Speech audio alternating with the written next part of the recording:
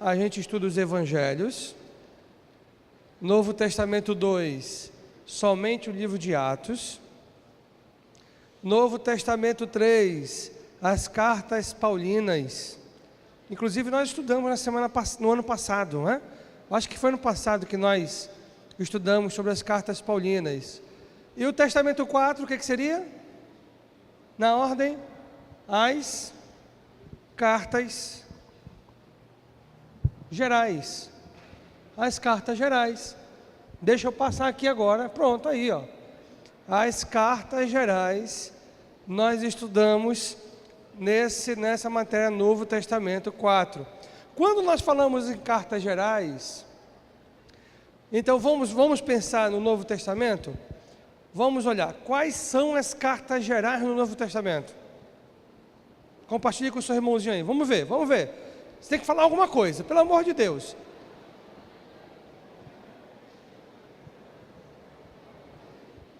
Hebreus, Tiago, Pedro,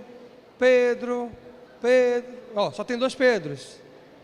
João e Judas. Pronto, não é? Na verdade, são esses livros. Aí deixa eu explicar para você. Nessa última matéria, a tarefa teve peso 1 e a prova teve peso 4. Ok? Então significa que as tarefas, elas vão valer 20% da sua nota total. Ok? Então se você tirou 10 na prova, mas não fez nenhuma tarefa, sua nota vai ser 8. É isso que vai acontecer com você. Nessa nossa matéria agora, dessa nova matéria, nós vamos ter uma pequena diferença em relação às tarefas. As tarefas terão o mesmo peso que a prova. E então já estou falando para você que as tarefas que forem passadas, a que eu marcar para você, geralmente a de hoje estará sublinhada.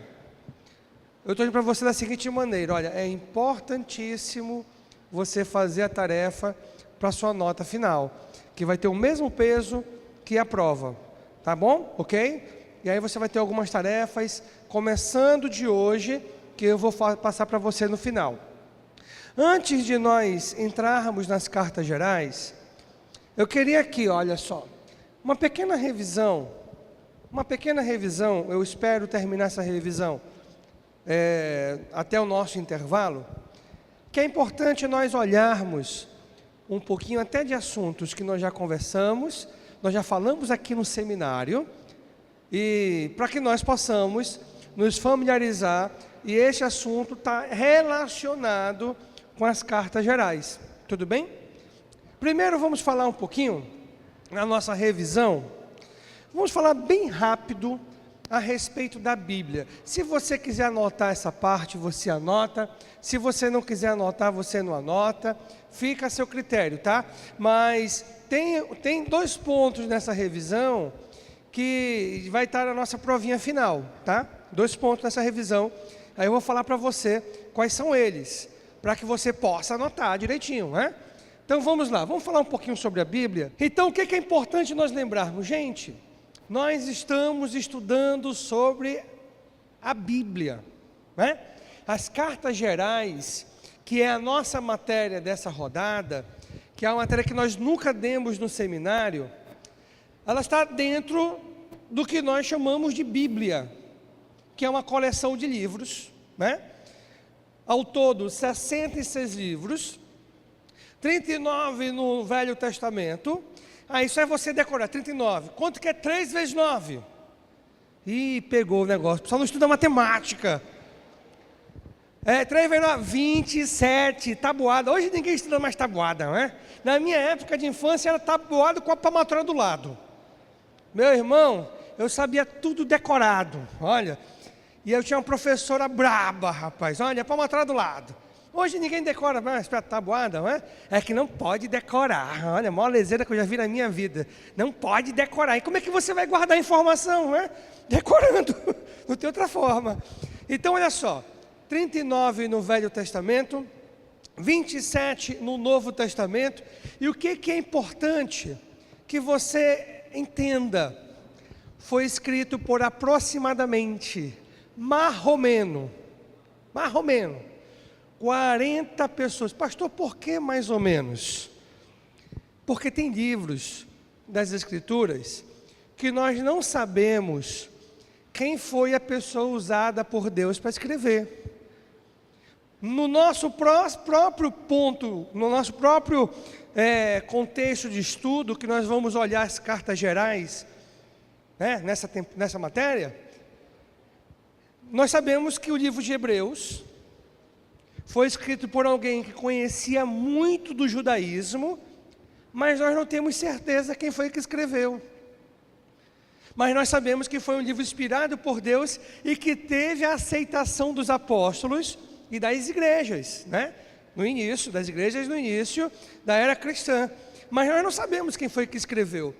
Então, tem alguns livros da Bíblia que nós não sabemos, não temos certeza a respeito da pessoa que Deus usou para escrever, e por isso que nós colocamos mais ou menos 40 pessoas que viveram em épocas diferentes.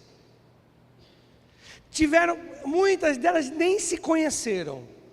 Épocas diferentes, níveis sociais diferentes. Nós temos pessoas que foram usadas por Deus, tanto pescadores, quanto médicos, tantos poetas, quanto filósofos, e tantas pessoas Deus usou para escrever a Bíblia, e em locais diferentes, profissões diferentes. Mas sabe de uma coisa? Sabe por que não se contradiz? Porque é uma unidade e Deus é o seu autor. Na verdade, Deus usou pessoas para escrever as Escrituras. Homens inspirados por Deus, que escreveram, que foram usados para escrever a palavra de Deus. Então a palavra de Deus, ela é inspirada, a palavra de Deus, ela foi inspirada por Deus, né? Ela foi inspirada por Deus. Então é importante nós revisarmos este ponto. Já resolveu? Tinha que ter uma mulher para resolver. Palmas para essa jovem aí, olha aí, ó.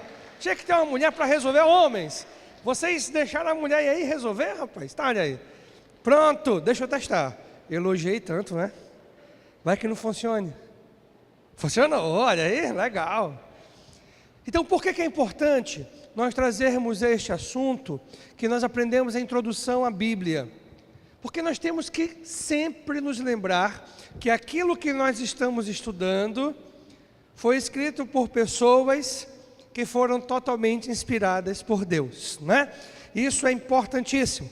Bem rapidinho, vamos falar um pouquinho sobre a inspiração da Bíblia, né? Inspiração da Bíblia.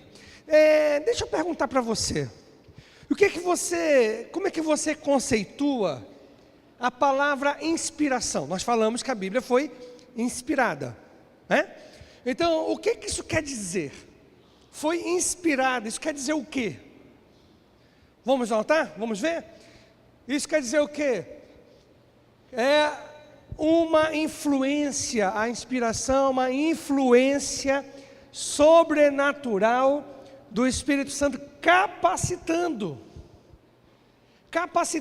os escritores bíblicos, aquelas pessoas que Deus usou para escrever a palavra de Deus, né? Isso é inspiração, é a capacitação sobrenatural do Espírito Santo. Por que sobrenatural, pastor? Porque não veio do homem, não veio do homem. Às vezes, quando tem aquele jovem apaixonado, aí ele se inspira, escreve aquela cartinha, ou faz aquele poema, inspirado, cheio de emoção.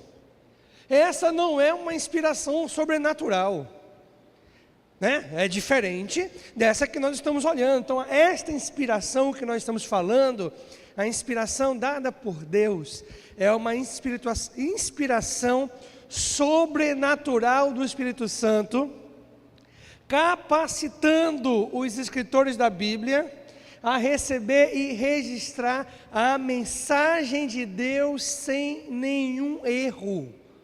Então preste atenção, registrar a mensagem de Deus sem nenhum erro. Talvez você possa até encontrar um erro geográfico, porque essa não era a mensagem de Deus.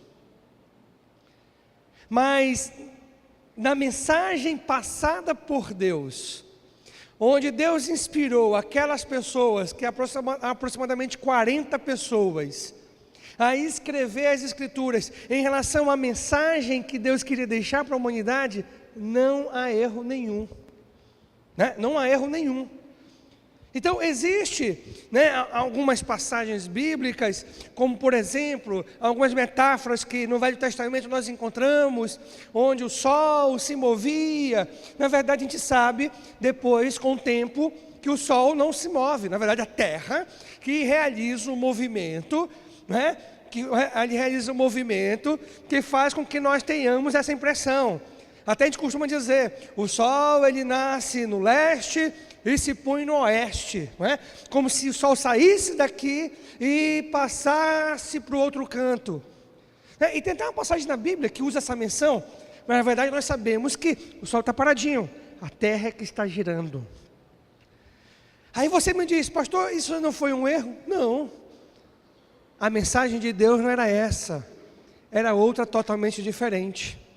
Mas também é interessante que os registros bíblicos, por exemplo, quando você pega o livro de Atos, Lucas, ele escreveu com precisão, inspirado por Deus, então a mensagem é infalível, e ao mesmo tempo os fatos narrados, os lugares mencionados, têm uma precisão de um historiador de primeira qualidade.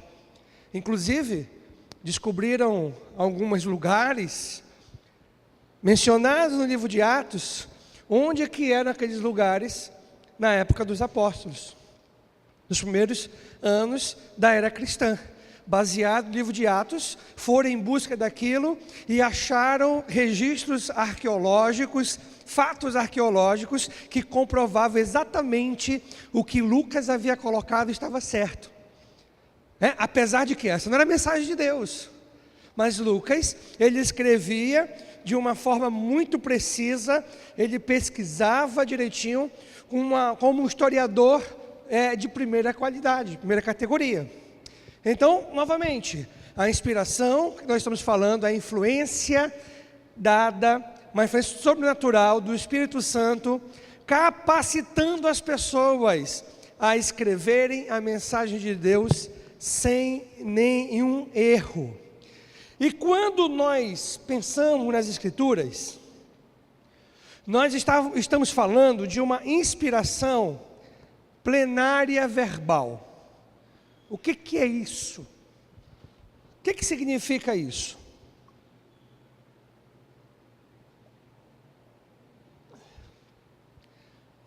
Plenário vem de pleno. Plenária verbal, o que significa isso? Isso significa que todas as palavras foram igualmente inspiradas.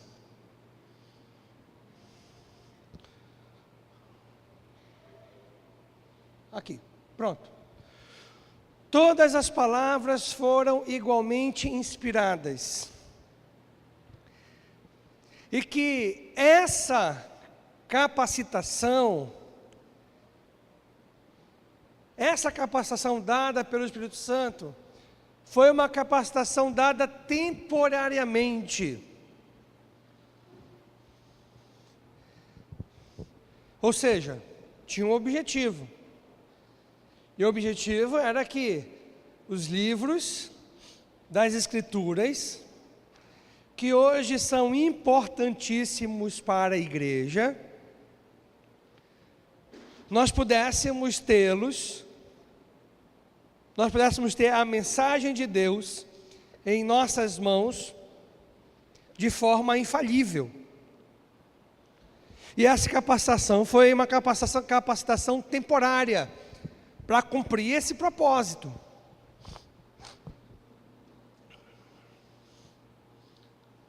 Então, se nós falamos que essa capacitação foi temporária, então quando foi que ela cessou? Quando essa capacitação parou de ser dada a pessoas específicas para que fossem escrever a mensagem de Deus que nós temos hoje. 39 livros no Velho Testamento, 27 livros no Novo Testamento. Então, quando é que essa capacitação cessou? Ela cessou quando? Ela cessou quando o último livro foi escrito. E eu pergunto para você, qual foi o último livro a ser escrito? Apocalipse, né? Apocalipse foi o último livro a ser escrito. E a partir do momento que aquele livro foi escrito, pronto, acabou, cessou. Nós já temos a mensagem de Deus completa, né? E algumas dessas mensagens, elas foram reveladas, como, por exemplo, o que Deus revelou, o que Jesus revelou ao próprio apóstolo João, na ilha de Patmos, a respeito das coisas que iriam acontecer, das coisas, dos acontecimentos finais. Aí nós temos o livro de Apocalipse, que é um exemplo exatamente disso. As verdades de Deus sendo reveladas. Pronto. Então nós já vimos que a Bíblia, vamos lá relembrar, a Bíblia é formada por quantos livros no Velho Testamento? 39. No Novo Testamento?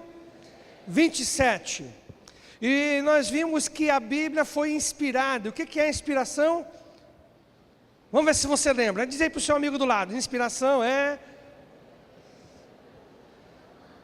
a capacitação sobrenatural dada por Deus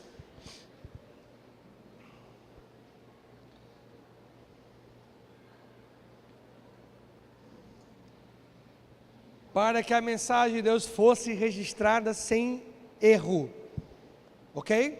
Sem erro.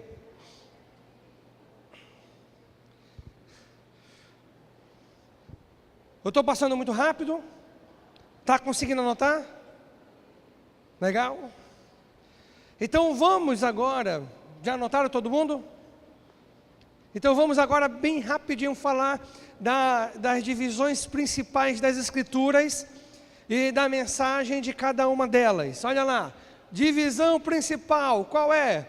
Quais são, ou qual é a divisão principal da palavra de Deus? Vamos lá, primeiro é o quê? Velho Testamento. Velho Testamento. Opa, não saiu. Aí, ó. O Antigo Testamento.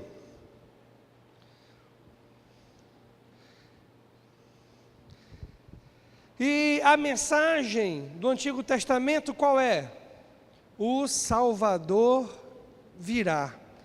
Quando nós olhamos no Velho Testamento, na verdade a mensagem principal é exatamente essa, que o Salvador virá.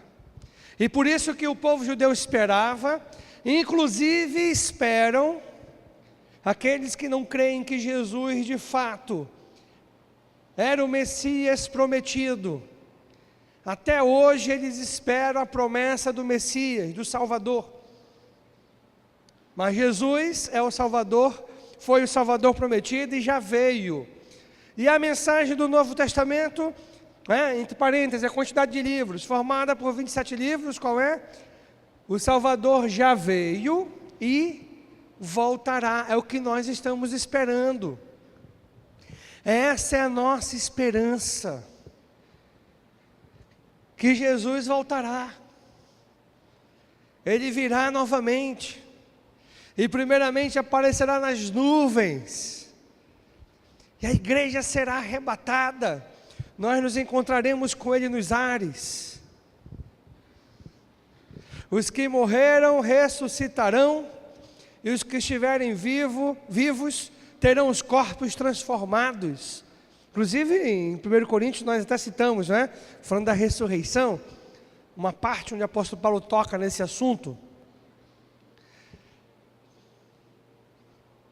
E aí, gente, veja bem, tanto o Novo quanto o Velho Testamento, eles se completam, né? Basta você olhar a ênfase que nós acabamos de falar. Olha, no Velho Testamento o Salvador virá, e no Novo Testamento o Salvador veio e voltará, né? Então essas mensagens se completam.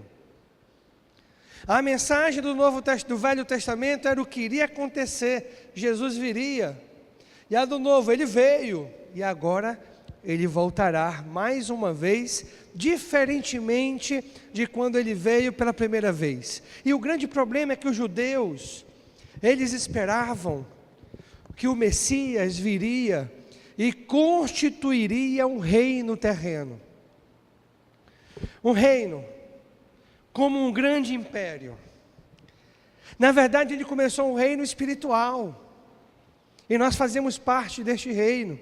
E na sua segunda vinda, aí sim, ele virá para governar sobre as nações, com justiça, com equidade, vai acabar essa bandidagem, esse negócio de corrupção, tanta corrupção, lava-jato, propina. E aí é isso que nós agora estamos aguardando, não é? A segunda vinda de Jesus. Então a mensagem, ela se completa. E é importante também nós compreendermos, dentro dessa ênfase do Novo e do Velho Testamento, a mensagem. Já vimos, o Salvador virá e o Salvador já veio. Agora, como Deus se apresenta no Velho Testamento? Através do seu poder, da sua majestade, da sua santidade, da sua soberania. Porque quando nós olhamos o Velho Testamento, nós somos tentados, quando nós olhamos os livros históricos, principalmente Josué, Juízes, livro de Reis, Samuel, a gente olha, puxa, tanto derramamento de sangue, tanta violência. Nós temos que estar atentos à revelação de Deus naquele período, que tem a ver com uma peculiaridade humana. Era comum os reis saírem à guerra, diferentemente de hoje. Não existia OTAN. Não existia um sistema que regia as nações para que não houvessem guerra. Pelo contrário, era comum os reis saírem à guerra. É interessante que quando o autor ali de Samuel, que narra a vida de Davi, porque Samuel iniciou a escrever o livro, mas uma outra pessoa terminou. E ele narra nos períodos, exatamente naquele momento onde Davi tropeçou e caiu cometendo adultério. No período em que os reis saíam à guerra. Ele fala que Davi ficou no palácio. Então era culturalmente normal, diferentemente de hoje. A gente não pode olhar para aquela época com o mesmo olhar que nós temos hoje. É que nem nós pegarmos uma pessoa daquela época, trazer para hoje. Ele não ia nunca imaginar que a sociedade culturalmente iria mudar como mudou, né? Mudou totalmente. As pessoas já têm uma outra filosofia, um outro estilo de vida. E aí que entra essa questão da revelação de Deus. Nós olhamos no Velho Testamento o poder de Deus. E era importante para as nações. As nações viam quem era Deus. Nabucodonosor se dobrou a Deus diante do poder de Deus. As nações viam que o povo judeu tinha um grande Deus, o Deus verdadeiro, devido ao poder dele revelado à humanidade. Aquilo até serviu de testemunho. Por que que Raabe se converteu, né? E fez parte do povo judeu? Porque viu o poder de Deus. E Deus se manifestava através do seu poder, através da sua majestade. Tanto é que nós temos uma nação teocrática, né? A nação de Israel se estabeleceu num reino teocrático, onde Deus era o grande legislador, o grande rei daquela nação. Nós olhamos sua santidade, a soberania, a decisão de Deus de escolheu aquele povo. As pessoas se questionam, mas por que Deus escolheu os judeus? Tinha que escolher um povo. Aí eu pergunto, por que não os judeus? Você queria que fossem os brasileiros? Tinha que escolher um povo do qual viria um Messias. Agora Deus escolheu um povo com algumas peculiaridades. O judeu, ele é tão meticuloso, que o escriba, ele colocou uma regra de duplicação, que tudo era feito à mão dos livros. Duplicação dos livros do Velho Testamento. Tinha que ter a mesma quantidade de letras por linha. Tinha que ter a mesma quantidade de palavras. Era uma questão de regra. Então tem uma meticulosidade naquele povo que era importantíssimo para a preservação da mensagem de Deus. Por que você acha que nós temos o Velho Testamento hoje? Perfeito, diante de nossas mãos. Um povo meticuloso, que preservou, guardou aqueles escritos do Velho Testamento. O brasileiro não tem essa capacidade não, né? Daria uma bagunça. O jeitinho brasileiro, né? É totalmente diferente. Então aí nós olhamos, Deus escolheu aquele povo do qual viria o Messias, Jesus Cristo, e veio. Quando nós olhamos a ênfase do Novo Testamento, nós vamos ver uma ênfase diferente. E essa ênfase, ela vai coincidir com uma mudança da sociedade de uma forma geral, global. E qual é a ênfase? No amor e na pessoa de Deus.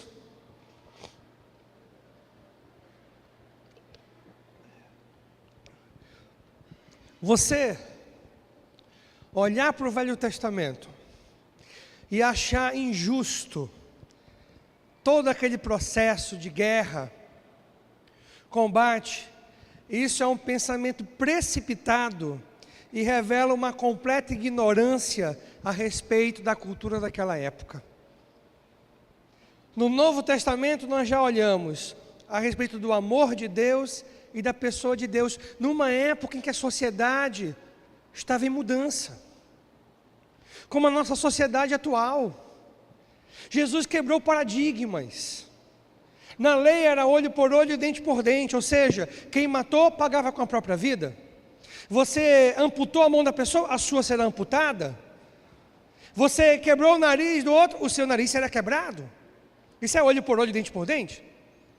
No Novo Testamento agora mudou. Se te ferir a face direita, dê a esquerda. Olha a diferença, do amor de Deus revelado. E essa é a ênfase do Novo Testamento, inclusive naquele momento da Reforma Protestante. Durante o século XVI, principalmente o século XVII e XVIII. E a Europa entrou em guerra, uma guerra religiosa, impondo, cada nação queria impor a sua religião.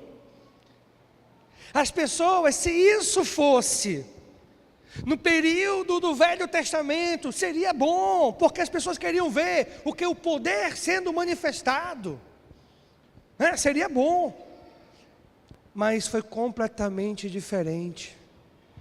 As pessoas criaram uma aversão ao cristianismo, por causa dos combates, por causa das guerras, dos conflitos, porque a sociedade mudou completamente.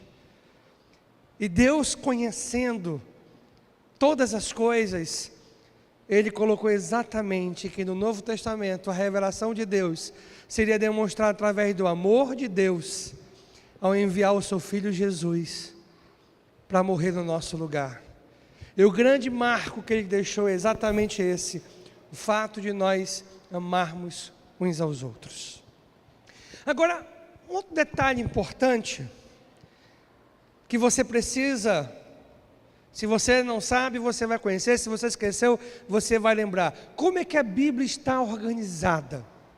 Porque nós olhamos Gênesis, Êxodo, Levítico, Número, Deuteronômio, aí termina lá o Velho Testamento. Malaquias começa Mateus, Marcos, Lucas, João, Atos, Romanos, Coríntios. Por que a Bíblia foi organizada dessa forma?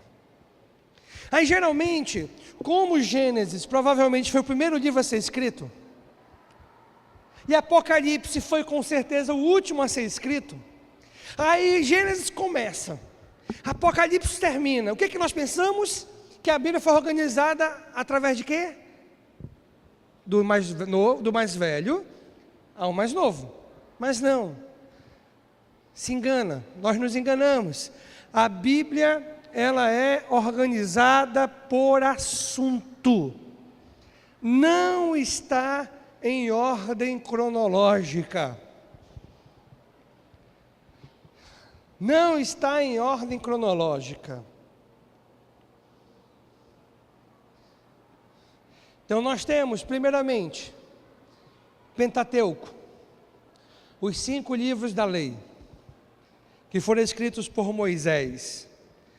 Gênesis, Êxodo, Levítico, Número, Deuteronômio. Depois nós vamos ter os 12 livros históricos, que começa em Josué e termina em Ester. Depois nós vamos ter os livros poéticos, Jó, Salmos, Provérbios, Eclesiastes e Cantares. Olha então, tá percebendo? Agrupado por assunto. Depois nós vamos ter os profetas maiores.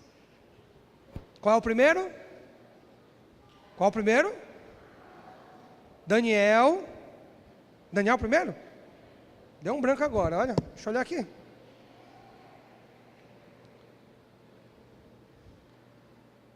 Isaías, Daniel último. Isaías, Jeremias, Lamentações de Jeremias, Daniel.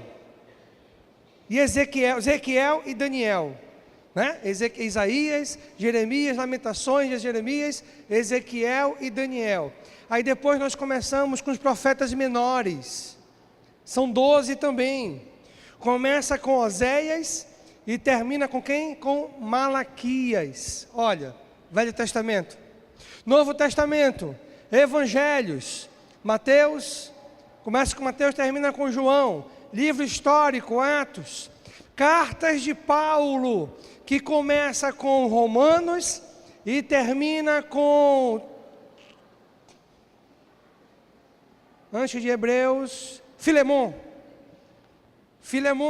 Depois começa com as cartas gerais, Hebreus a Judas, e termina com Apocalipse, que é o livro profético, escatológico.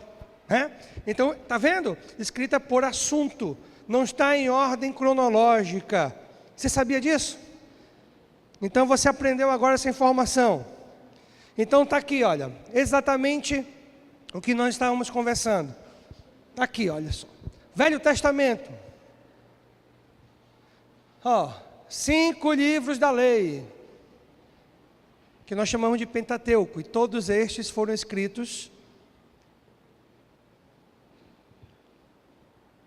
por Moisés. Os 5 livros da lei. Gênesis é um exemplo de uma revelação que Deus deu a Moisés no começo dele, não na sua totalidade.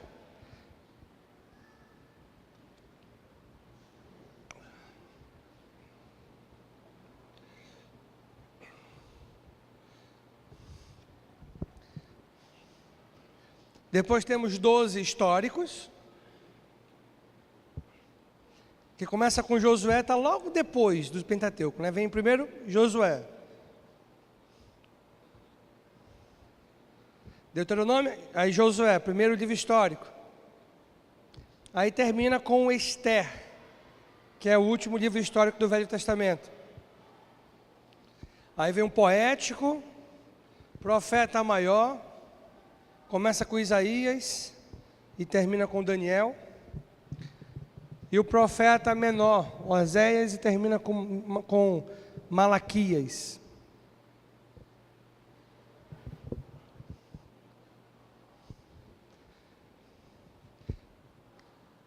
Então, olha só, essa é a divisão do Velho Testamento. E assim que os livros do Velho Testamento foram organizados.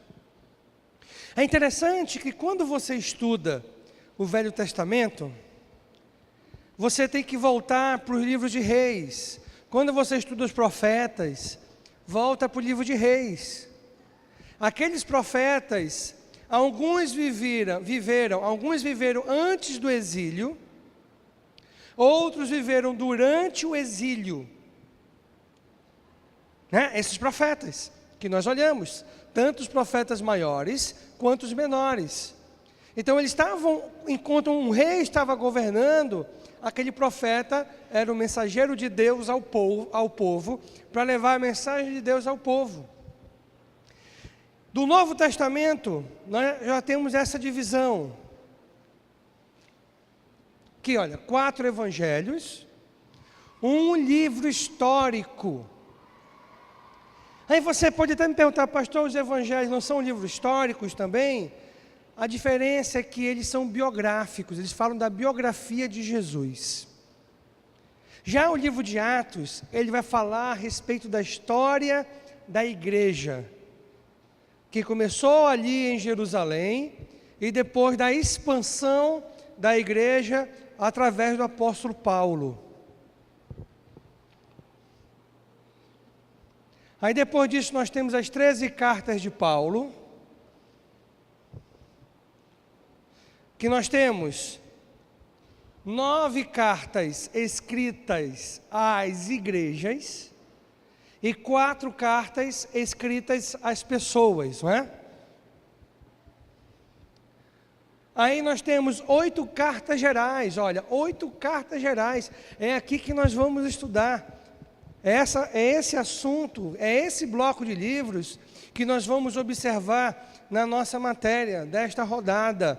E já vamos começar depois do intervalo, olhando os aspectos introdutórios. E por último, um livro profético, que é o livro de Apocalipse.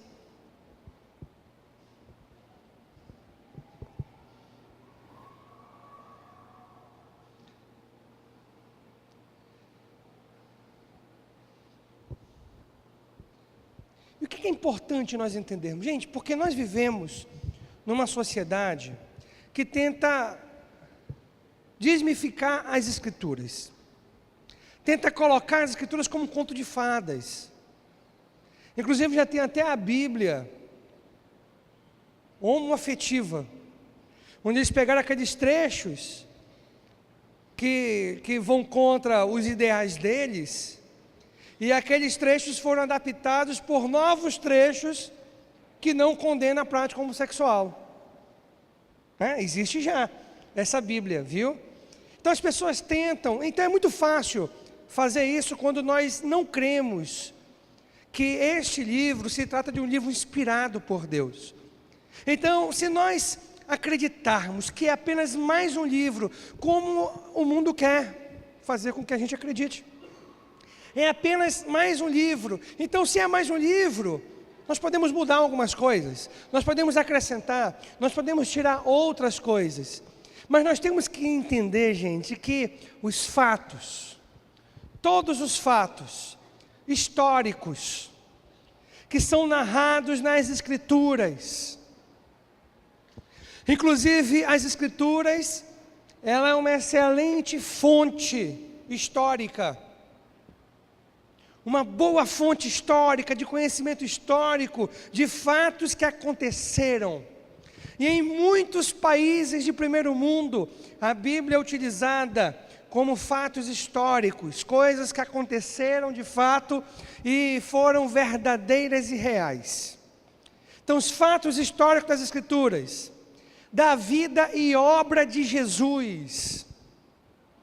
Jesus veio a este mundo, nasceu de uma forma simples, numa simplicidade, iniciou uma revolução na sociedade.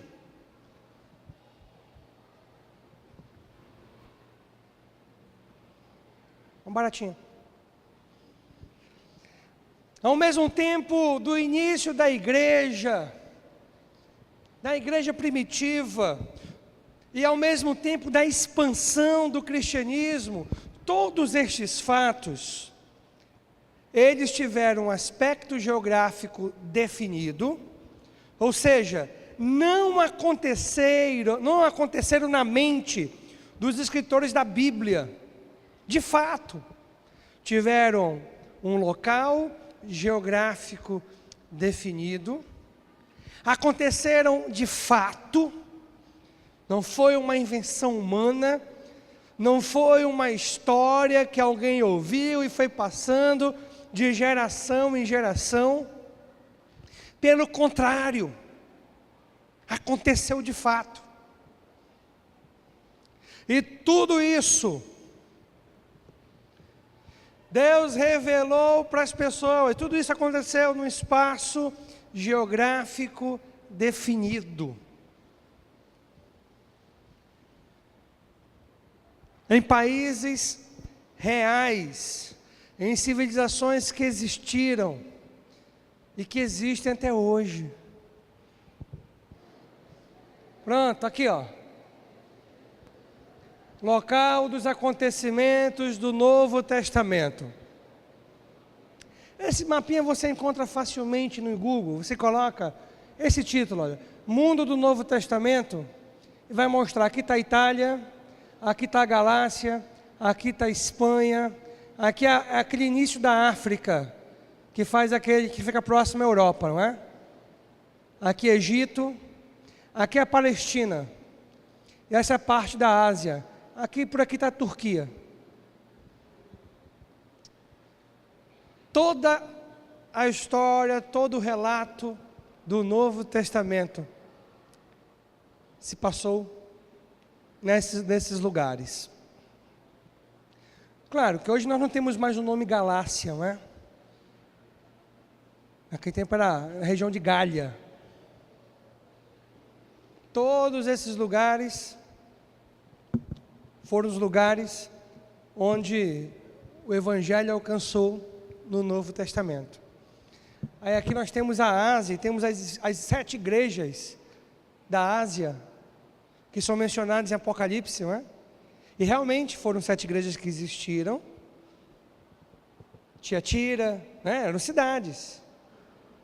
Todos aqueles eram cidades que existiram, e bem provável foram igrejas iniciadas pelo apóstolo João. Pronto, então, estamos terminando a nossa revisão. Agora essa parte vai ter na provinha final, que eu vou mostrar agora, tá? Olha só, panorama geral do Novo Testamento, quem lembra? Quem lembra? Tem gente que tem amnésia, falar a miséria.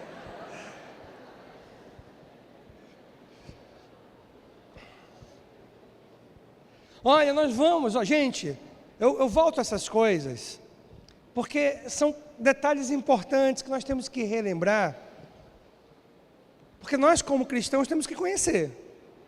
Então eu entendo que tem pessoas novas que não pegaram essa matéria quando nós a demos, não é?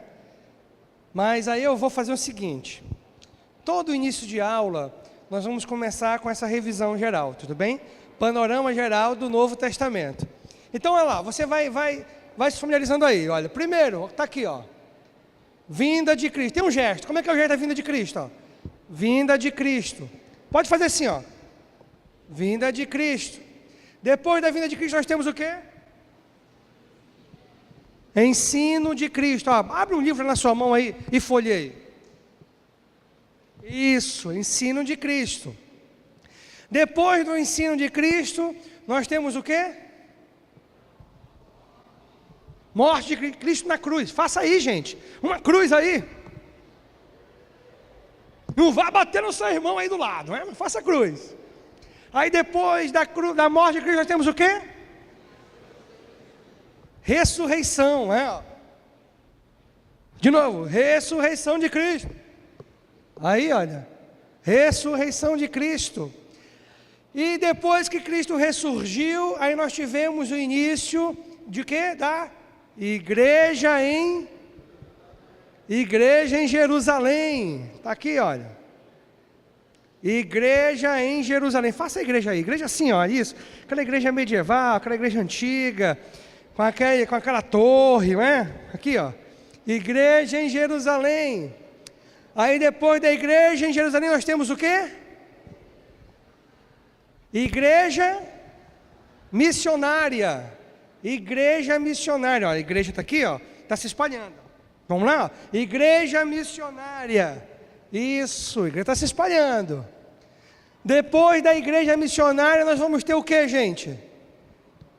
Aí nós agora estamos esperando acontecer. Mas é a mensagem, esse é o panorama geral do Novo Testamento. Então vamos só relembrar. Vinda de Cristo, ensino de Cristo, morte de Cristo, ressurreição de Cristo, igreja em Jerusalém, igreja missionária, e agora temos o quê? Segunda vinda de Cristo. Ó, faço o número 2, aqui, ó. Segunda vinda de Cristo. Aí, ó. Segunda vinda de Cristo. Aí na segunda vinda de Cristo nós vamos ter o que, gente? Lembra? Ó. Julgamento final, ó. O martelo de julgamento, ó. Faça aí. Isso. Julgamento final. E depois do julgamento final nós vamos ter o quê? É isso mesmo. Novo céu e nova terra. Faça aí o planeta Terra, ó. Novo céu e nova terra. Tem gente que faz um negócio bem pequenininho, né? Aqui, ó. Novo céu e nova terra. E para terminar, eternidade. Pronto.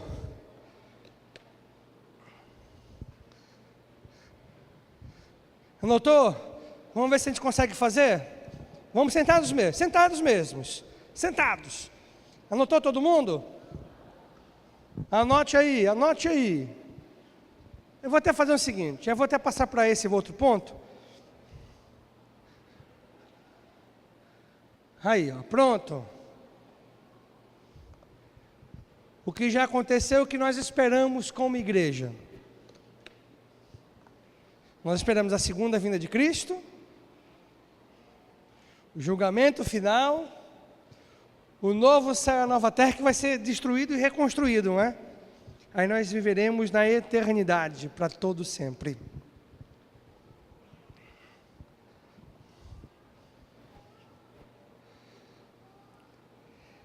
Então, esse panorama geral vai estar na provinha. Agora você vai decorar esse panorama geral, né? E a prova vai ser mais simples do que a passada. Mas, de compensação, você vai ter mais tarefa do que a anterior, tá? Você vai ter mais tarefa do que a anterior. Vamos ver se a gente fala juntos agora? Fazendo o gestinho? Então, vamos ficar em pé, vamos ficar em pé, vamos ficar em pé para você se mexer. Já estão cansados, vamos ficar em pé. Pronto, primeiramente, vamos lá. Vinda de Cristo, ensinamento de Cristo, morte de Cristo, ressurreição de Cristo, igreja em Jerusalém, igreja missionária, segunda volta de Cristo, julgamento final, novo céu e nova terra, eternidade. Agora, pronto. Agora vamos lá. Preparados? Eu vou fazer só o gesto e você vai falar, tá bom? Eu não vou falar mais nada.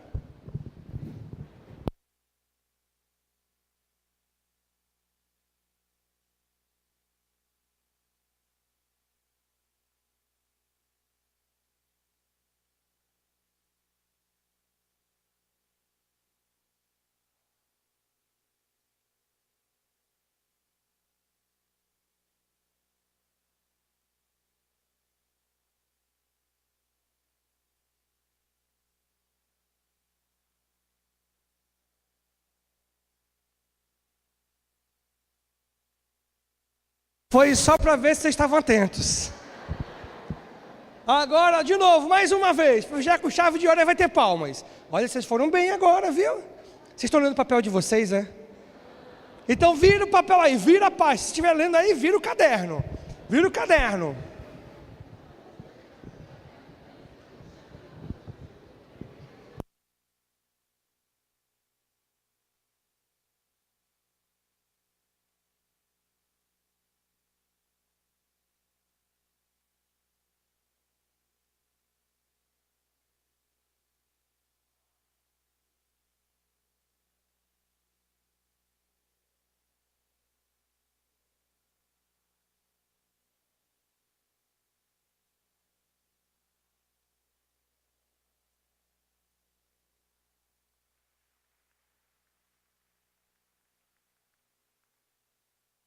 Podem sentar, podem sentar.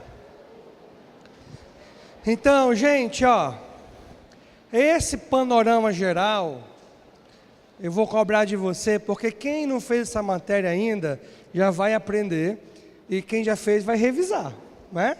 Vai revisar.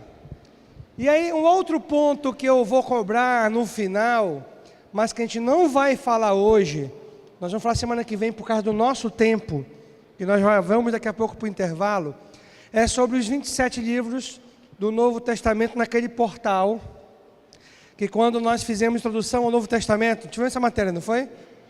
Ao Novo Testamento, nós vimos esse portal bem direitinho. Aí na semana que vem eu reviso para você esse portal, e aí vai ser outra informação, essas duas apenas da revisão, que eu quero que você lembre, não é? Aí eu não sei se alguns de vocês vão lembrar, não é? Daqui o portal, olha só.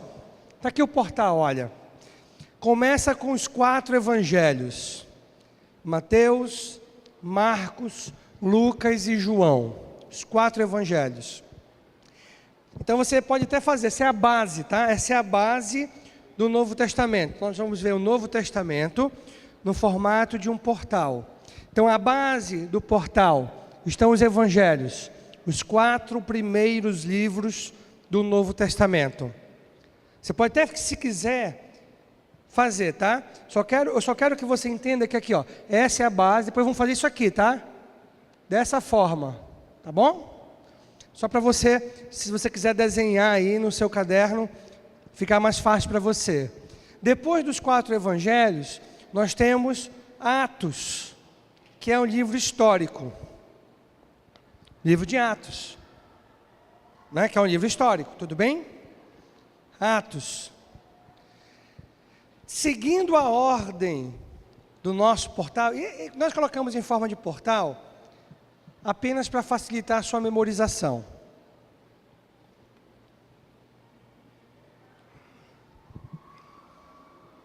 Aí nós vamos ter, depois, olha, primeiro nós temos os 4 evangelhos, Mateus, Marcos, Lucas, João. Depois nós vamos ter um livro histórico, que é o livro de Atos. E aí, depois disso, nós vamos ter as cartas paulinas, às igrejas, né? Que são 9 cartas ao todo. Então, olha lá, até você visualizando, você vai fazer o seu portal melhor. Romanos, começa com Romanos, depois, você pode até anotar aí direitinho, tá? Fazendo esse portal. 1 Coríntios, depois 2 Coríntios, não é Corinthians não, tá? Tem gente que é tão bitolado em futebol, é Corinthians, não. Coríntios, tá bom? Tem nada a ver com o time do Corinthians.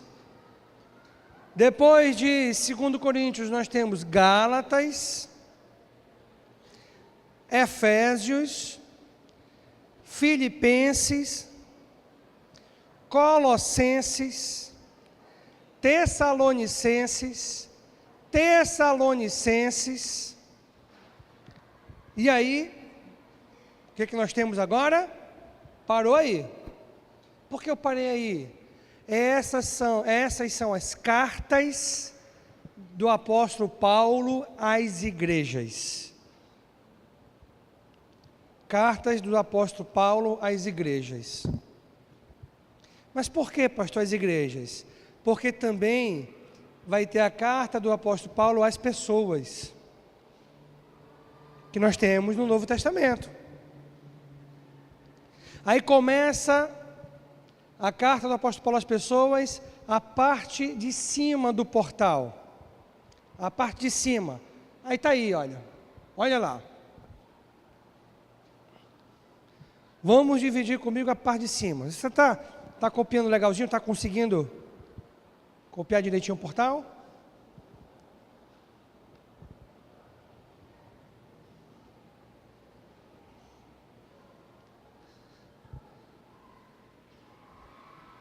Está aí, Timóteo, 1 Timóteo, 2 Timóteo, Tito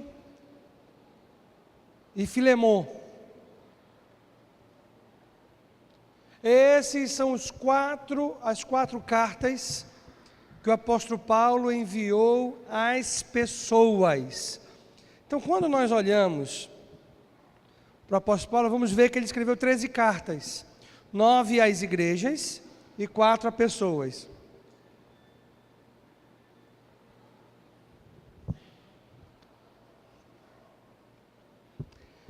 Depois nós vamos descer no portal e nós vamos falar das cartas gerais, que são as cartas que nós vamos estudar nessa nossa matéria, Novo Testamento 4. As cartas gerais. Aí começa. Então,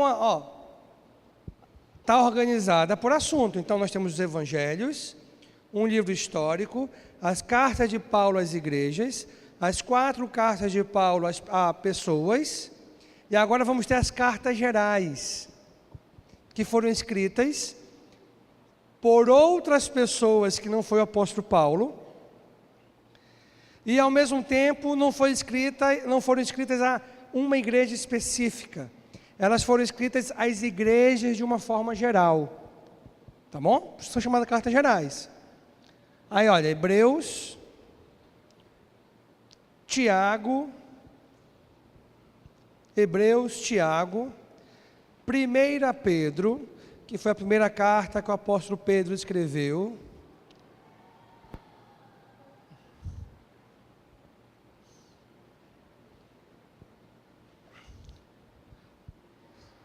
Segunda Pedro, aí vem 1 João, 2 João, 3 João. O apóstolo João escreveu 3 cartas que estão organizadas juntas. E termina com Judas, né? As cartas gerais, a última, a que foi escrita por Judas, que tem o nome dele, que leva o nome dele. Não foi Judas Iscariotes. Provavelmente Judas, um dos irmãos de Jesus.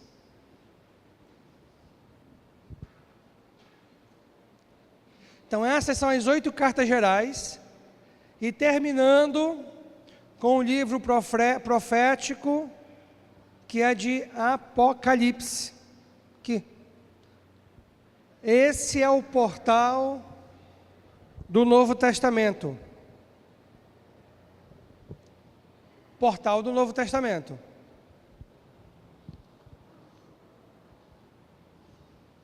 Esse portal vai estar na provinha, tá bom? Aí eu vou ajudar você. Eu vou dar o primeiro e último livro. Mateus e Apocalipse. Então, olha lá. Vamos agora introduzir o nosso assunto, da nossa matéria, diretamente das cartas gerais. Você já sabe que são 8 cartas, e já sabem quais são as mesmas. Agora é importante nós compreendermos, talvez você fique se perguntando, ou talvez você nunca se perguntou, por que que os líderes, referência das igrejas, enviavam cartas, né? Por que que eles enviavam cartas? É simples. Quando a igreja ela foi aumentando de tamanho, aumentando a distância, indo além da fronteira da Palestina, havia uma necessidade de acompanhar aquelas igrejas. E como é que iriam acompanhar aquelas igrejas? Com a distância entre elas. O tempo de viagem era um tempo de viagem considerável, levando em conta o transporte daquela época. As viagens mais longas eram feitas através de embarcações. As dentro do continente, que entravam no continente, elas eram feitas através de animais, a pé. Então não era como é hoje. A gente viaja facilmente. Então, com o crescimento do cristianismo e aumentando o cristianismo, indo além das fronteiras da Palestina, fez-se necessário um acompanhamento, e esse acompanhamento se deu através de cartas enviadas pelos apóstolos ou pelos líderes das igrejas, com o objetivo de orientar e ajudar aquelas igrejas.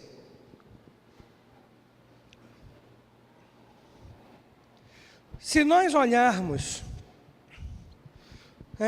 e só para você ter uma ideia, tudo começou ali em Jerusalém, né? E quando nós olhamos, inclusive, o livro de Atos, nós vamos verificar que Jesus falando para os discípulos: esperem para que aconteça o cumprimento da promessa em Jerusalém, e serão minhas testemunhas em Jerusalém, em toda a Judéia, Samaria e até os confins da terra. E aconteceu exatamente isso.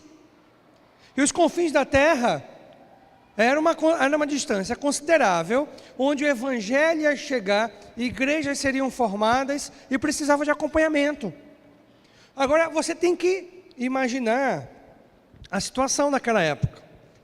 Mas tem um detalhe muito interessante. Quando o apóstolo Paulo escreve, eu acho que é em Colossenses, ele fala: na plenitude dos tempos, Deus enviou o seu Filho.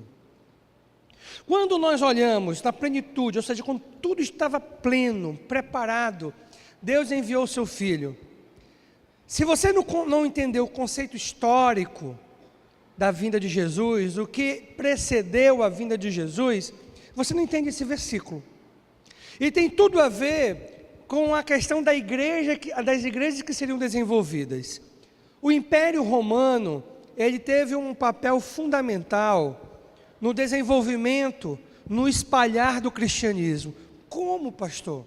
Eu vou explicar para você. O Império Romano foi o construtor de estradas. O construtor de estradas. Então ele abriu estradas por todos os lugares para interligar o Império Romano e levar os lugares mais distantes até Roma. Através de vias terrestres e vias marítimas. E o que isso facilitou? Isso facilitou as viagens, a paz romana, a famosa paz romana, Pax Romana, e que tanto é estudada no livro de história. É simples. O Império Romano conseguiu unificar, colocou soldados nas estradas, nos lugares de viagens, para evitar os salteadores, para evitar os bandidos, e isso foi chamado de paz romana. Isso foi influência da paz romana. Isso tudo facilitou, porque a partir daí as viagens se tornaram mais possíveis, e ao mesmo tempo pôde se desenvolver um sistema semelhante ao sistema de correio, não é? Claro que não tão eficiente, porque o transporte era precário, mas pelo menos acontecia. Pelo menos os ajudantes, os auxiliares dos apóstolos, podiam viajar pelas estradas, levando em mãos as cartas que seriam entregues às igrejas. Isso pela influência do Império Romano, que veio no momento certo para o desenvolvimento da igreja, como nós sabemos que aconteceu. Esse mapinha, eu sabia que você não ia enxergar direito. Apaga para mim só os canhões, por favor, para ver se melhora um pouquinho. Mas aqui eu vou dizer para você, bem aqui está Jerusalém, essa aqui também. Aqui está Jerusalém, só vou dizer para você. E aqui nós temos o raio de alcance do Evangelho. Olha só, o primeiro círculo, que é esse aqui, nós temos um alcance de 325 quilômetros. Se você me disser, esses 325 quilômetros é rápido feito de carro. Né? É rapidinho. A gente chega em 3 horas, aproximadamente. Mas imagine isso andando. Quantos dias seriam? Quantos dias seriam? Seria uma quantidade razoável, né? Seria uma quantidade razoável de dias que seria andando para fazer essa viagem. Se a pessoa andasse, você acha possível andar 60 km por dia? É muita coisa? 40 km por dia, será que é possível? 40 por dia? Muita coisa ainda? 30, 20 mais ou menos? 20 quilômetros? Se nós colocarmos 20 quilômetros por dia, nós vamos demorar 16 dias. Olha o tempo. Então, olha só. O segundo já tem 550 quilômetros. E aí eu vou até olhar aqui no meu mapinha para localizar, para pontuar alguns locais. Bem aqui é a Capadócia. Ó, a Capadócia. Nesse ponto. Você observa da Capadócia no livro de Atos, nas viagens do apóstolo Paulo. Então, de Jerusalém a Capadócia, nós temos uma distância de 650 quilômetros. Olha a complexidade da coisa, né? Para você ter uma ideia. Não é tão simples assim. Então, foi se espalhando o Evangelho. No próximo círculo, nós temos aqui a distância. Nós temos a distância de 970 quilômetros. E qual lugar que fica nessa distância que é mencionado na Bíblia? Deixa eu ver o mais conhecido aqui. Aqui nós temos média, bem aqui tem a média, aqui nesse ponto, ó, aqui 975, bem aqui, ó, eu tenho a média, exatamente nesse ponto, e aqui eu tenho Creta, aqui ó, aqui é Creta, aqui é bem conhecida, aqui é a ilha de Creta, esse ponto branquinho aqui é a ilha de Creta, fica dentro desse limite de distância, e foi crescendo até 1.625 quilômetros, que é a última linha aqui, olha, que aqui é Roma, olha, a região da Itália e da Espanha. Como acompanhar isso? Pode voltar as luzes, por favor. Como acompanhar isso? Qual a forma de poder acompanhar essas igrejas? Qual a forma de estar presente nessas igrejas? Aí você há de convir comigo que, gente, os primeiros líderes da igreja foram pessoas batalhadoras. O apóstolo Paulo, ele foi uma referência, um ícone. O camarada vivia, respirava missões, não pensava em outra coisa, porque ele conseguia alcançar grandes distâncias com grandes limitações de locomoção. É diferente de nós imaginarmos hoje. Hoje é muito fácil. Então alcançou lugares bem distantes de Jerusalém, através do esforço que eles tiveram no início. Então, com o desenvolvimento do cristianismo, com o progresso do cristianismo, as fronteiras indo muito além da Palestina, foi necessário cartas que acompanhava. E estas cartas, às vezes, elas eram escritas devido a umas perguntas das igrejas. Nós vimos muito isso na carta do apóstolo Paulo. Outras vezes, ele escrevia baseado em informações que ele havia recebido, escrevia na igreja. Outras vezes, era alguma revelação que Deus havia dado a ele, escrevia às igrejas.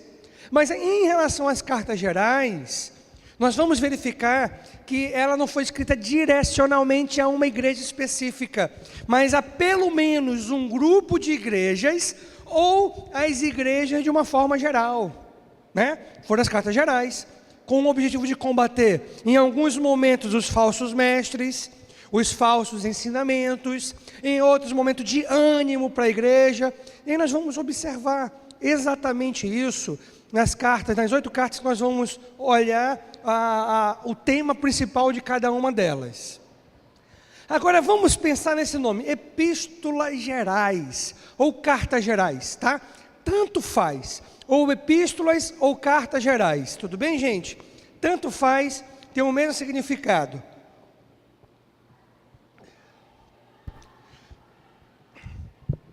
Ela foi denominada dessa forma a partir de Eusébio. Eusébio, um historiador da igreja, que viveu durante o 3º século. E a partir dele, ele foi o primeiro a utilizar esse termo, epístolas gerais, ou cartas gerais, tanto faz. Foi o primeiro a utilizar esse termo. Aí você tem que entender, não é? Que esse termo, ele não estava na Bíblia. Agora escreve aí as cartas gerais. Não está assim não, tá? Foram denominações, né? Foram denominadas assim pelos líderes da igreja. E o primeiro a mencionar esse fato foi Eusébio, né? Onde ele usou esse termo, cartas gerais, diferenciando das cartas paulinas, aquelas que o apóstolo Paulo havia escrito. E aí nós já olhamos, e aí eu vou novamente olhar com você, quais são os livros que compõem as cartas gerais, porque olha, nós vamos, durante essas nossas 6 semanas, olhar os principais, né, o principal assunto desses livros. Você vai levar para sua casa como tarefa a leitura desses livros. Nós vamos ler todas as cartas gerais durante essas 5 semanas que nós temos. Um intervalo de 5, dando 6 domingos ao todo. Nós vamos ler essas cartas todas e não ler de qualquer forma. Nós vamos verificar o tema por trás de cada uma delas. Mas aí nós temos os livros das cartas gerais, formadas por quais livros? Primeiro, Hebreus.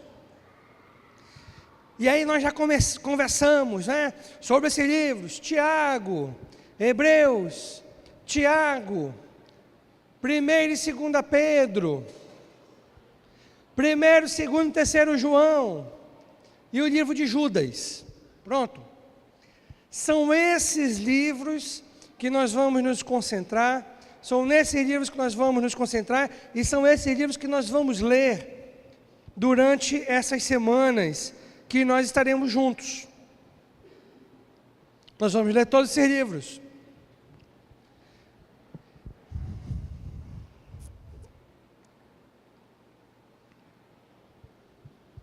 E aí eu já quero olhar com você o assunto principal de cada um desses livros.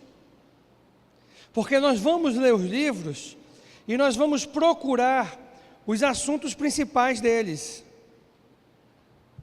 Os assuntos principais.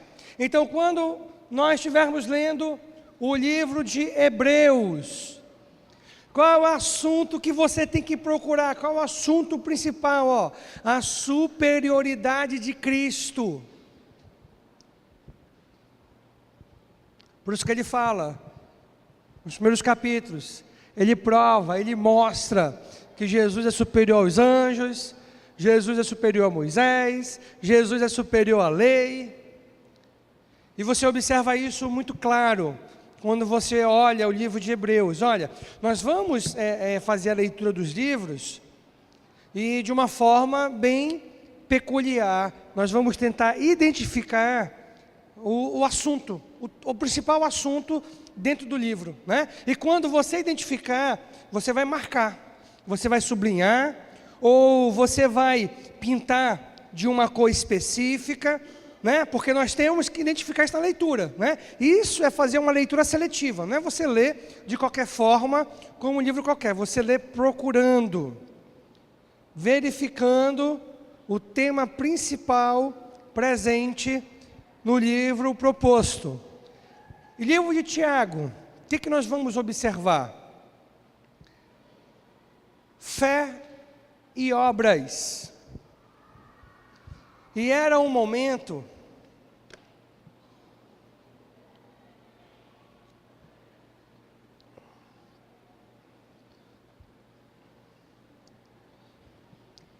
que a igreja estava criando identidade.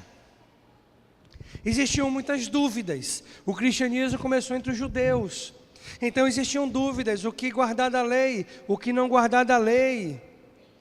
E às vezes as dúvidas iam de um extremo a outro. Aí entra Tiago, onde fala que nós vamos demonstrar a nossa fé através da prática de boas obras. A fé ela é palpável, é demonstrável. E é isso que ele fala na sua carta. E nós vamos identificar isso no livro, quando nós formos ler esse livro de Tiago. O próximo livro que nós vamos ler juntos, 1 Pedro, onde o apóstolo Pedro, aí esse foi o próprio apóstolo Pedro que escreveu, ele fala sobre o sofrimento do cristão, os sofrimentos do cristão. E tem uma passagem muito interessante que diz: se vocês sofrem por algo que vocês fizeram, bom, vocês estão tendo consequências do erro de vocês. Mas bem-aventurados serão vós quando sofrerem injustamente.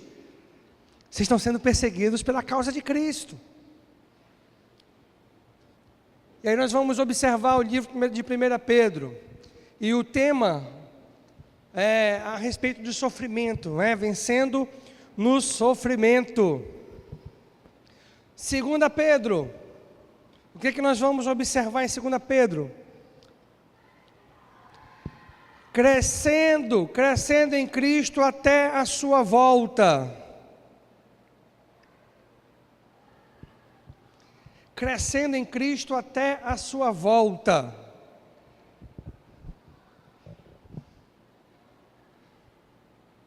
E, gente, todos esses temas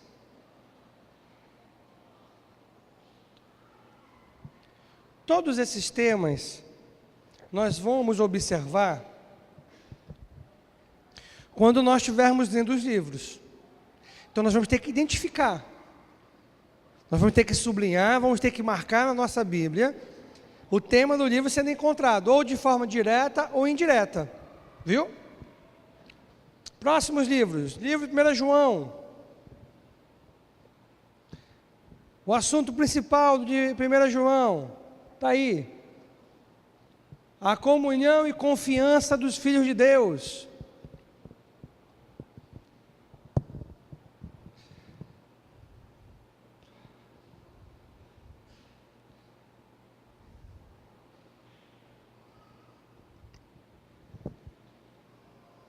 Segunda João, ele já escreve no segundo livro dele, preocupado com os falsos mestres, advertindo a igreja, orientando as igrejas em relação aos falsos mestres. Agora deixa eu explicar para você uma coisa. Nenhum dos apóstolos e dos autores, que alguns não foram apóstolos, mas tiveram respaldo dos apóstolos que escreviam, nenhum deles escreveu imaginando que isso seria usado pela gente hoje. Eles estavam preocupados com aquele momento da igreja. Mas como a inspiração foi uma inspiração sobrenatural do Espírito de Deus, usando aquelas pessoas, Deus sabia que seria fundamental para a igreja durante toda a existência da igreja. As orientações necessárias, o que nós precisávamos ou precisaríamos, estavam ali naqueles livros. E eles nem sabiam disso. Interessante, não é? Como é interessante o poder de Deus em ter inspirado essas pessoas para escreverem.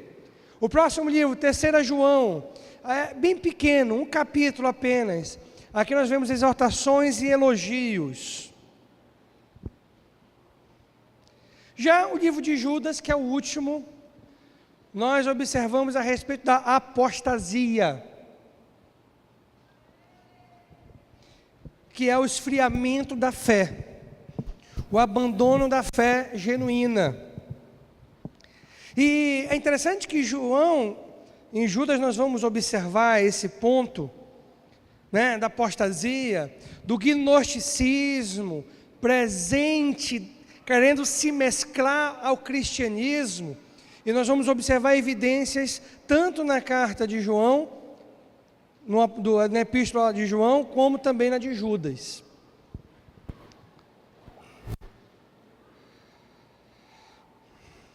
Estamos terminando. Para nós terminarmos esta parte, vamos lá. Por que o termo cartas gerais? Bom, você já tem uma ideia, porque nós já conversamos um pouquinho aqui durante a nossa aula de hoje. Então você já tem uma ideia por que cartas gerais, né? E primeiramente, são cartas por quê? Porque tem um escritor e um destinatário. E na verdade, às vezes, nós não sabemos quem foi que escreveu, mas teve alguém que escreveu. No caso das cartas gerais, existem as possibilidades, mas nós sabemos que o livro de Hebreus não temos como precisar quem escreveu, apesar de existirem deduções. Nós temos os destinatários, né? Os destinatários. As cartas paulinas, elas tinham igrejas específicas ou pessoas específicas. As cartas gerais, elas tinham um grupo de igrejas ou para as igrejas em geral. Nós observamos a saudação, nós observamos esse elemento, né? Saudação, oração, doxologia, né? A respeito dos argumentos tratados dentro daquela carta, os assuntos abordados em prol da igreja. Nós vemos conteúdos e despedidas. Ele conclui sempre com uma despedida, não é? O apóstolo Paulo, ele usa o termo, compromete os irmãos com ósculo santo, com beijinho na bochecha. E por que são chamadas de cartas gerais?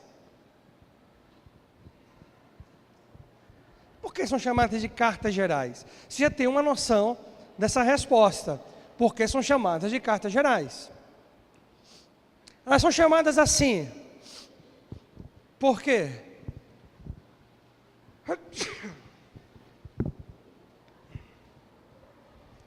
Por não terem sido endereçadas a igrejas em particular, específicas, ou a pessoas específicas. Por isso que ela é enquadrada em cartas gerais. Não foi determinada a um grupo específico, a uma igreja em especial. Como as cartas paulinas. 9 cartas foram direcionadas a igrejas específicas. Dos Gálatas, às igrejas da região da Galácia. Aos Coríntios, a igreja na cidade de Corinto. E assim sucessivamente.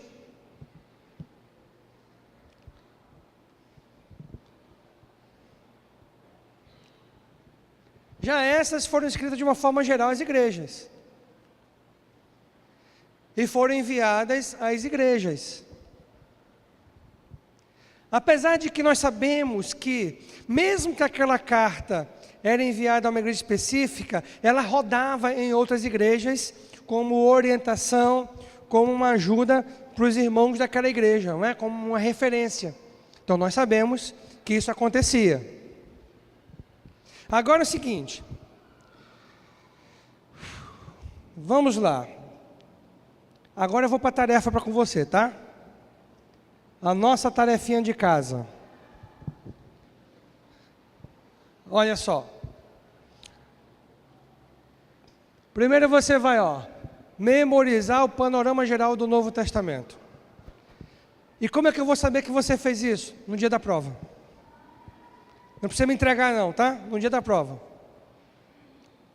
A segunda, Memorizar o portal do Novo Testamento.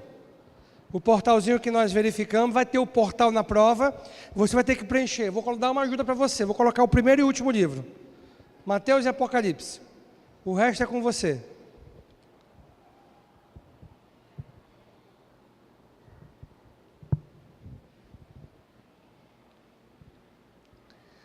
E até essa número 3, eu vou descobrir na prova para você. Então aqui eu estou dando, olha, as 3 questões que você precisa conhecer, que é importante na nossa provinha final, tá? Por que o termo cartas? Ou epístolas, né? Gerais. Agora é o seguinte, lembra que eu falei para você que você ia ter uma tarefa? Então olha, essas 3, então preste bem atenção, são 3 perguntas, eu estou dando a orientação para você do que vai ter na provinha final, tá? E dessa aula de hoje, essas 3 perguntas, elas estão dentro da nossa provinha final, tá bom? Agora o próximo, a 4ª, é a tarefa, o trabalho que você vai ter que fazer, seu trabalhinho. Lembra que eu falei que vai ter o mesmo peso? Vai ter o mesmo peso da prova? Então lembra disso? Então qual é o trabalhinho? Tá até sublinhado, olha. Lê o livro de Hebreus até o capítulo 7. Essa semana você tem que ler até o capítulo 7. E você vai identificar o tema do livro proposto aqui na aula. Qual é o tema? Jesus é superior. Aí você vai ver do que anjos, do que a lei, do que Moisés, tá? Então você vai ter que identificar isso. Como é que você pode fazer? Vamos fazer o seguinte, você vai marcar, isso é muito comum quando nós fazemos estudo bíblico, você vai marcar com um lápis de cor. Vamos definir uma cor? Verdinho claro, pode ser? Verdinho claro. Então, todo o trecho que você estiver lendo no capítulo 1, e você identificar, eu vou fazer o seguinte, deixar em aberto para você, como você quiser marcar. Cada pessoa tem um jeito diferente, melhor. Mas você tem que, no capítulo 1, você está identificando lá o tema da carta. Jesus é superior. Aí você vai lá identificar aquilo, e você pode até botar uma observação. Superior aos anjos. Aí depois lá na frente você vai ver outra vez aparecendo que Jesus é superior. Agora vai aparecer a quem? Superior a Moisés. E você vai identificar isso na sua leitura. Se você parar para observar, isso pode ser feito em grupo. Isso pode ser feito em grupo, tá? Porque às vezes 2 cabeças, 3, 4 pensam mais do que uma. Pode ser feito, eu acho, não é? Pode ser feito em grupo. Mas é individualmente. Você pode com o seu grupo conversar, mas você vai anotar na sua Bíblia. Combinado assim? Tudo bem? Gente, é esse o trabalho no final. Então você está me dizendo, ó, eu estou dividindo, toda semana eu vou dar para você qual vai ser a sua leitura. Então eu já estou dividindo para você, para facilitar para você, e essa não é acumulativa. Você fez ou não fez. Está me entendendo? Fez ou não fez. Então não vá acumular, semana que vem eu vou fazer dessa. Não, é Hebreus agora. Pastor, estou no Bíblia, como é que é o Jovens aí? Bíblia on para você também. Dá o seu jeito. Você vai estar fazendo Bíblia on e fazendo a leitura que eu estou passando para você. Viu? Mas olha, eu estou dando mastigado. Só são 7 capítulos. 7 capítulos. E as cartas gerais são capítulos pequenos. Então você mata isso bem rapidinho, mas eu quero que esteja identificado o tema. E como é que o senhor vai ver isso? Talvez, no dia da prova, você vai entregar a prova e vai mostrar a sua Bíblia anotada. Entendeu? Eu posso fazer isso. Ou eu posso dizer para você colocar lá no papel se você fez ou não, como eu fiz na outra matéria. Posso fazer uma das duas coisas. Tá bom? Entenderam a tarefa? Então, novamente repetindo. As 3 primeiras são 3 questões que, se você souber responder, você não vai ter dificuldade, que vai estar na prova. E a 4ª questão, sublinhada, é o seu trabalhinho.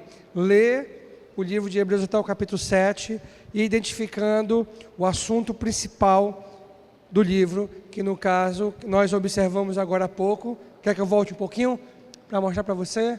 Aqui, olha, o que nós observamos? Esse slide. Ó, a superioridade de Cristo. Pronto! Tua palavra é a verdade.